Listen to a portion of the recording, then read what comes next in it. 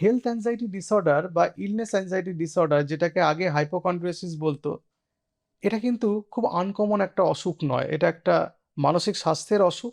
Patient ভাবতে আরম্ভ করে যে তার খুব বড় অসুখ হয়েছে, হয় সেটা রিপোর্টে ধরা পড়ছে না অথবা ডাক্তার ধরতে পারছে না। বডির কিছু কমন সেন্সেশন বা সিমটমসগুলোকে সেগুলো বড় রোগের মতো তারা ধরে। কখনো হয়তো একটু বুক ধড়ফড় করলো, তারা হার্ট অ্যাটাক হিসাবে ভাবে, বা কখনো একটু মাথা ব্যথা করলো সেটাকে ব্রেন টিউমার হিসেবে ভাবতে শুরু করে। ফলে সাধারণ সিমটমগুলোকেই অনেক বড় আকারে তারা ভাবতে আরম্ভ করে। এটা একটা অসুখ এবং এটার একটা অ্যাংজাইটি ডিসঅর্ডারের সঙ্গে লিঙ্ক আছে, সেই জন্য কি ইলনেস অ্যাংজাইটি ডিসঅর্ডার বলা হয়।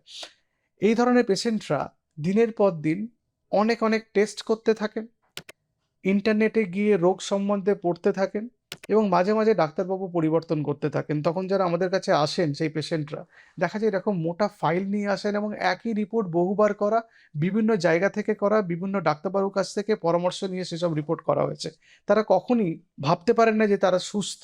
তারা ভাবেন কোনো একটা অসুখ আছে যেটা ধরা পড়ছে না অথবা ডাক্তার ধরতে পারছেন না। সেই জন্য এই ধরনের পেশেন্টদের উদ্দেশ্যে আমার বার্তা, আপনারা যে ডাক্তারবাবুকে দেখাচ্ছেন সেই ডাক্তারবাবুর কাছে স্টিক করে থাকুন।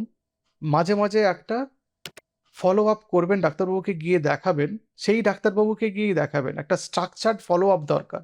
এবং কখনো কখনো ক্ষেত্রে কাউন্সেলিং বা কগনিটিভ বিহেভিয়ারাল থেরাপি খুব ভালো কাজ করে এবং অ্যান্টি ডিপ্রেসেন্ট বা অ্যান্টি অ্যাংজাইটি মেডিকেশন কিছু কিছু ক্ষেত্রে খুব ভালো কাজ করার জন্য এই ইলনেস অ্যাংজাইটি ডিসঅর্ডার কম হয় এবং পেশেন্টের ফাইন্যান্সিয়াল যে বার্ডেন বারবার টেস্ট করা, ডাক্তার দেখানো, সেটা অনেকটা কমে যায়।